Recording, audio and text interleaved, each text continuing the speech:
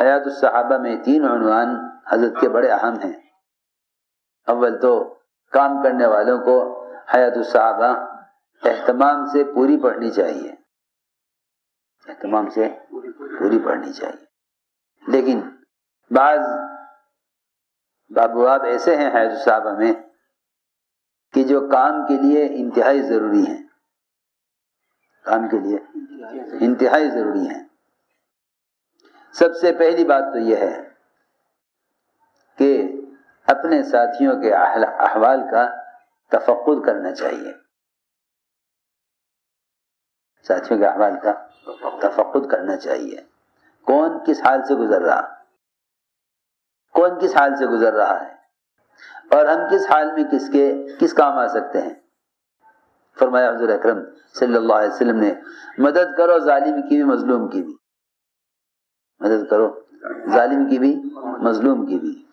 جتنا مظلوم مدد کا محتاج ہے، جتنا مظلوم مدد کا محتاج ہے، اس سے زیادہ ظالم مدد کا محتاج ہے۔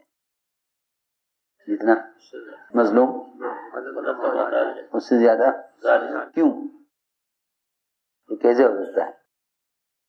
مظلوم سے زیادہ ظالم مدد کا محتاج ہے، اس لیے کہ مظلوم کی مدد تو اللہ تعالیٰ براہ راست کرنے والے ہیں، بلکہ مظلوم تو دوسروں کی مدد کا خود ذریعہ ہے، مظلوم تو خود ذریعہ ہے، مظلوم تو دوسروں کی مدد کا خود ذریعہ ہے۔ فرمایا تنصرون وتجبرون بضعفاء، سمجھے کہ تم میں جو کمزور ہیں اور مظلوم ہیں ان کی وجہ سے تمہاری مدد کی جاتی ہے۔ ظالم کو مظلوم سے زیادہ مدد کی ضرورت ہے، اس لیے کہ مظلوم کی تو اللہ خود مدد کرنے والے ہیں، مظلوم کی اللہ خود مدد کرنے والے ہیں، لیکن ظالم کو اس لیے مدد کی ضرورت ہے کہ اس کو ظلم سے روکنا، اس کو ظلم سے روکنا، اس میں ظالم کی مدد ہے، مظلوم کی مدد ہے۔ ظالم کو ظلم سے روکنا، اس میں ظالم کی مدد ہے اور مظلوم کی مدد ہے، کہ تم ظالم کو ظلم سے روکو، اس میں دونوں کے لیے مدد ہے۔ فرمایا کہ مدد کرو ظالم کی بھی مظلوم کی بھی۔ صحابہ کرام کا ایک معمول یہ تھا کہ وہ اپنے ساتھیوں کے احوال کا تفقد کیا کرتے تھے، کون کس حال سے گزر رہا۔ عمر رضی اللہ تعالیٰ عنہ کسی بھی گھر سے اچانک کھانا منگوا لیا کرتے اس کے گھر کا حال معلوم کرنے کے لیے کہ اس پر کیا گزر رہی ہے، اس پر کیا گزر رہی ہے۔ ہم ساتھیوں پر صرف تقاضے ڈالنا جانتے ہیں، ان کے احوال کا تفقد نہیں کرتے۔ عمر رضی اللہ تعالیٰ عنہ کس طرح سے تفقد احوال کرتے تھے۔ عمیر بن سعد جب 1 سال تک حمص سے انہوں نے کوئی خبر نہ دی تو عمر رضی اللہ تعالیٰ عنہ نے اس خیال سے کہ شاید اس کے گھر کا حال کیا ہوگا 100 دینار دے کر بھیجا حارث کو کہ ان کے گھر میں رہ کر ان کا حال معلوم کرو کہ ان کے گھر میں فاقہ ہے یا ان کے گھر میں کھانے کا انتظام ہے۔ اسی طرح عمر رضی اللہ تعالیٰ عنہ کسی گھر سے کھانا اچانک منگوا لیا کرتے دیکھنے کے لیے گھر کا کیا حال ہے۔ اگر کھانا آپ کے معیار سے بڑھا ہوا ہے تو تربیت کی ضرورت ہے، کھانا آپ کے معیار سے گھٹا ہوا ہے تو مدد کی ضرورت ہے۔ یہ تفقد احوال، تو یہ تو کام کرنے والے ساتھیوں کا تفقد ہوا، ورنہ ابو بکر عمر رضی اللہ عنہما ان دونوں کے درمیان اس بات کا مقابلہ ہوتا تھا کہ کسی بیوہ، یتیم، مسکین، پریشان حال کے کون زیادہ کام آئے۔ ایسے 3 عنوان قائم کیے ہیں۔ ایک احوال کا تفقد کرنا، ایک ہر ایک کے ساتھ معاملہ اس کے ظاہر کے اعتبار سے کرنا، ایک جو کام کر رہے ہو اس پر نظر رکھنا، اور چوتھی بات ضروری میں آپ سے عرض کر رہا کہ کام کی تعمیر کرو بجائے کام کے تعارف کے، بجائے کام کے تعارف کے کام کی تعمیر کرو. تعمیر ہوتی ہے جماعتوں کے تسلسل سے، اور تعارف سے تو کام بہت آگے جا چکا ہے. اب تو غیر مسلموں کو بھی کام کا اتنا ہی تعارف ہے جتنا اس کام کا تعارف مسلمانوں کو ہے. جتنا اس کام کا تعارف اس زمانے میں مسلمانوں کو ہے اتنا ہی تعارف اس کام کا غیر مسلموں کو ہے. تو بجائے جماعتیں گزرتی ہوئی کام کا تعارف کرانے کے، جماعتیں جم کر کام کریں، کام کی تعمیر کریں، کام کی تعمیر کریں بجائے تعارف کے.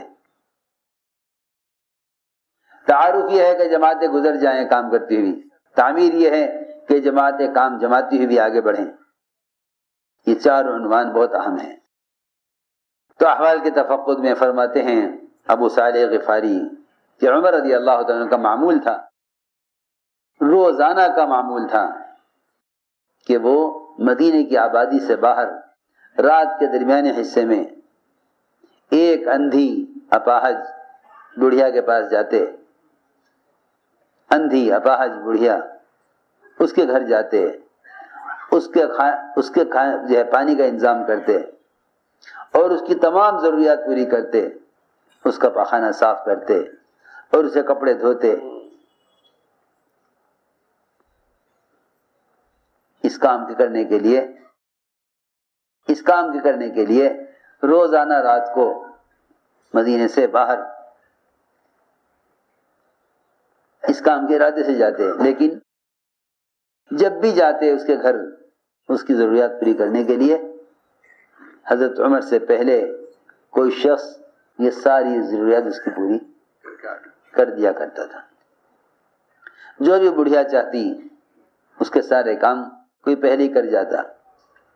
عمر رضی اللہ تعالیٰ عنہ نے بار بار آ کر اس بڑھیا کے ضروریات کو پورا کرنا چاہا، مگر کوئی شخص آتا تھا جو اس کی تمام ضروریات ان سے پہلے پوری کر دیا کرتا تھا. حضرت عمر رضی اللہ تعالیٰ عنہ کے ساتھ کئی مرتبہ ایسا ہو چکا. تو حضرت عمر رضی اللہ تعالیٰ عنہ ایک رات چھپ کر بیٹھ گئے گھات میں.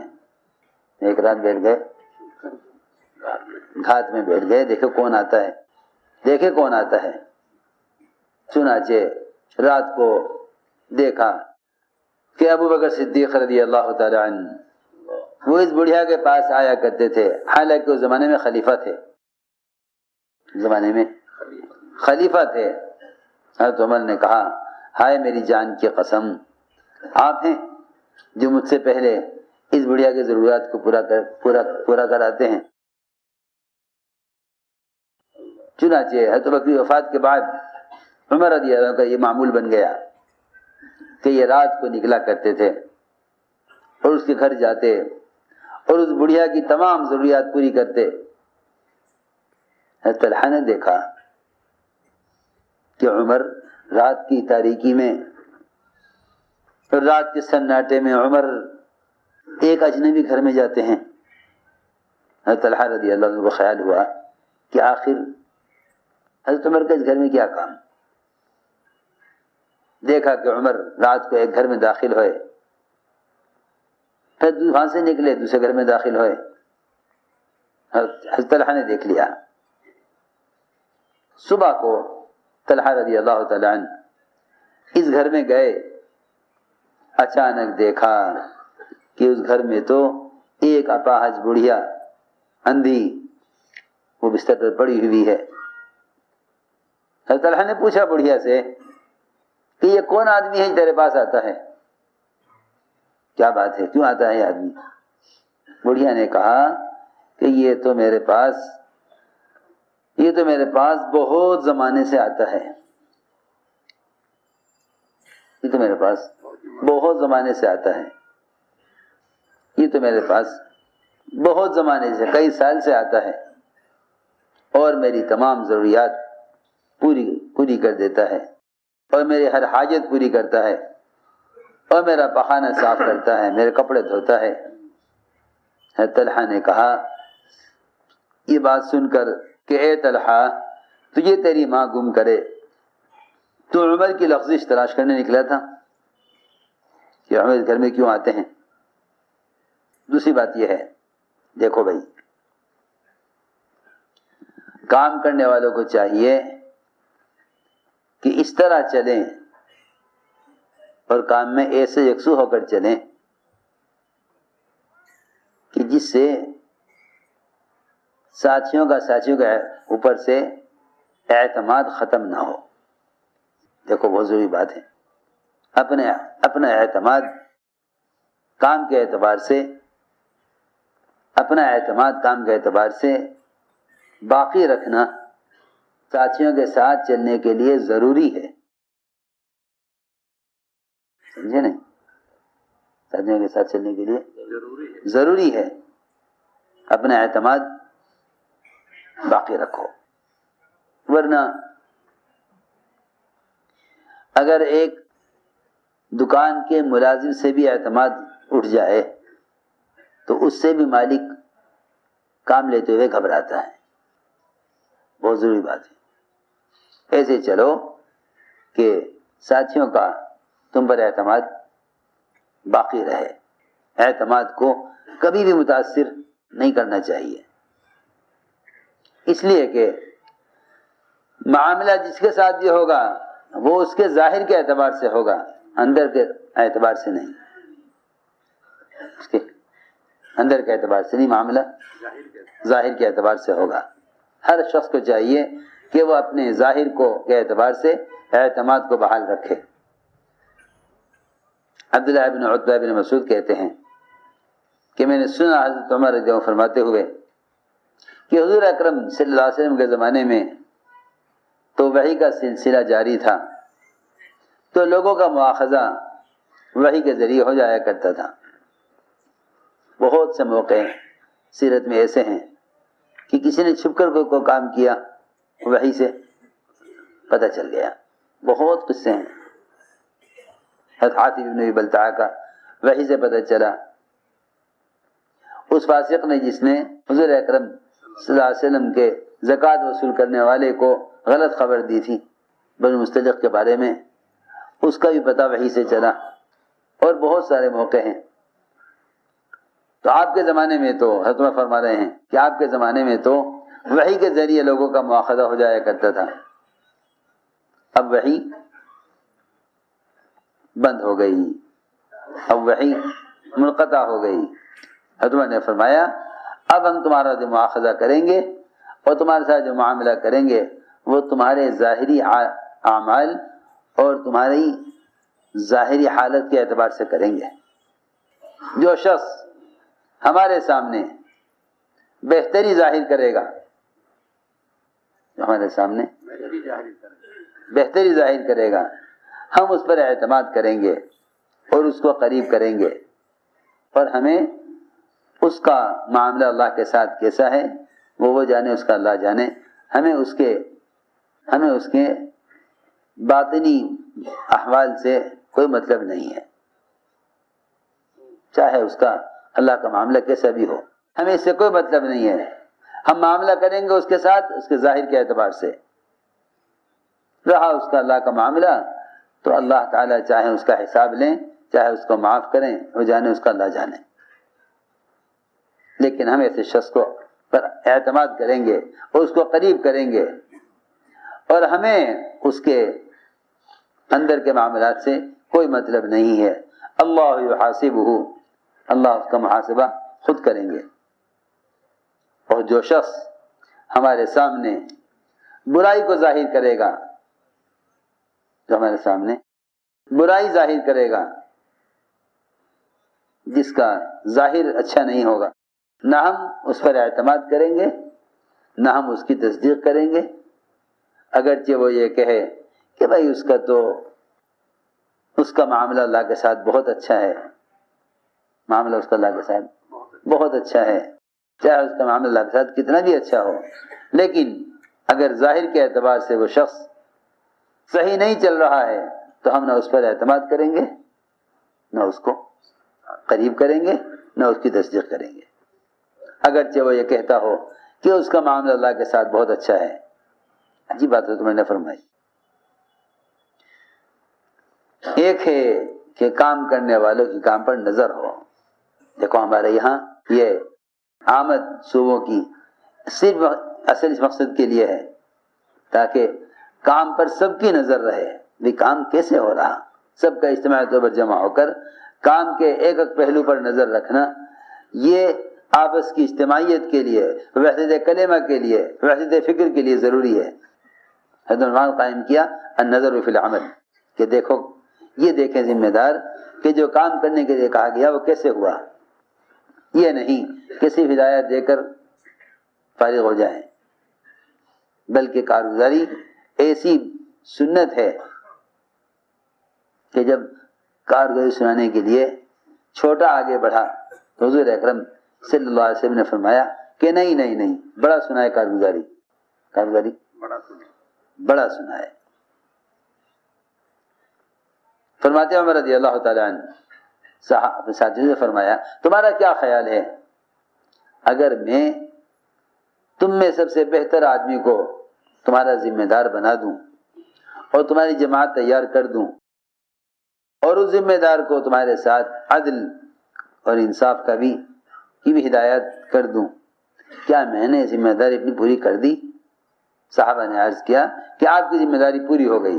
فرمایا نہیں، میری ذمہ داری پوری نہیں ہوگی جب تک میں یہ نہ دیکھ لوں کہ جماعت نے کام ہدایات کے مطابق کیا یا نہیں کیا. پہلے میں یہ جب تک میں یہ نہ دیکھ لوں جس طرح کہا گیا تھا کرنے کے لیے اس کا مطابق ہوا یا نہیں، اس وقت تک میری ذمہ داری پوری نہیں ہوگی. ایک سب سے اہم کام یہ ہے کہ حضور اکرم صلی اللہ علیہ وسلم اور خلفائے راشدین کا معمول یہ تھا کہ جب وہ کسی ایک علاقے میں جماعت بھیجتے تو اس جماعت کی واپسی سے پہلے اگلی جماعت آگے کا کام سنبھال لیا کرتی تھی، پھر یہ جماعت واپس ہوتی تھی. اس کو میں عرض کر رہا تھا کہ کام کی تعمیر اصل ہے، کام کی تعمیر اصل ہے، تعارف نہیں. کام کی تعمیر اصل ہے، تعارف نہیں. چنانچہ یہ سنت ہے کہ کسی بھی علاقے میں ایک جماعت جائے اس کی واپسی سے پہلے اگلی جماعت وہاں پہنچ جائے. عبداللہ بن کعب بن مالک انصاری فرماتے ہیں کہ انصار کی ایک جماعت فارس میں کام کر رہی تھی اپنے امیر کے ساتھ، اور عمر رضی اللہ عنہ کا معمول یہ تھا کہ وہ جماعت کی واپسی سے پہلے اگلی جماعت بھیج دیا کرتے تھے مدینہ منورہ سے. لیکن حضرت عمر رضی اللہ تعالیٰ عنہ جماعت روانہ کر کے ایسے مشغول ہوئے کسی کام میں کہ اگلی جماعت بھیجنا یاد نہیں رہا. ہمارا تو حال یہ ہے، کوئی تقاضا بھی کرتا رہے گا جی جماعت بھیج دو، سال بھر ہو گیا ہمارا کوئی جماعت نہیں آئی، بھائی حضرت کہیں گے ہاں بھیج دیں گے. وہاں معمول یہ تھا کہ جب تک اگلی جماعت نہ آ جائے پہلی جماعت واپس نہیں ہوتی تھی. چنانچہ اس جماعت کا وقت پورا ہو گیا، جماعت کا وقت پورا ہو گیا. اب یہ انتظار میں کہ اگلی جماعت آئے تو ہم واپس ہوں، انہیں کام سپورٹ کریں بھائی اتنا کام نے کر لیا آگے تم کرو. لیکن جماعت آئی نہیں. وہ انتظار کرتے رہے یہاں تک کہ وہ انتظار کرتے کرتے جماعت مدینے واپس آ گئی. حضرت عمر نے دیکھا کہ جماعت واپس آ گئی، اگلی جماعت گئی نہیں. حضرت عمر کو سخت غصہ آیا ان پر اور ڈانٹا حضرت عمر نے انہیں، حالانکہ وہ سب کے سب صحابہ تھے. حضرت عمر نے ڈانٹا ان کو اور یہ ڈانٹ کے فرمایا کہ تم کیسے آ گئے اگلی جماعت کے جانے سے پہلے واپس. ان لوگوں نے کہا اے عمر آپ تو جماعت بھیج کر بھول گئے، ہمیں بھیج کر آپ اگلی جماعت بھیجنا بھول گئے اور آپ تو ہم سے غافل ہو گئے. اور اے عمر آپ نے حضور اکرم صلی اللہ علیہ وسلم کا وہ طریقہ چھوڑ دیا جس کا آپ نے ہمیں حکم دیا تھا. یہ جماعت نے حضرت عمر سے کہا کہ آپ نے وہ طریقہ چھوڑ دیا آپ نے جس کا ہمیں حضور اکرم صلی اللہ علیہ وسلم نے حکم دیا تھا کہ ایک جماعت کی واپسی سے پہلے اگلی جماعت علاقے میں پہنچ جایا کرے، کیونکہ حضور اکرم صلی اللہ علیہ وسلم کا معمول یہ تھا کہ آپ جماعت کی واپسی سے پہلے جماعت روانہ فرما دیا کرتے تھے۔ تو جو علاقے کمزور ہیں خاص طور پر وہاں کا معمول یہ رہنا چاہیے، جماعت کی واپسی سے پہلے اگلی جماعت بھیج دی جائے تاکہ کام کی تعمیر ہو، جماعت کی واپسی سے پہلے اگلی جماعت بھیج دی جائے تاکہ کام کی تعمیر ہو۔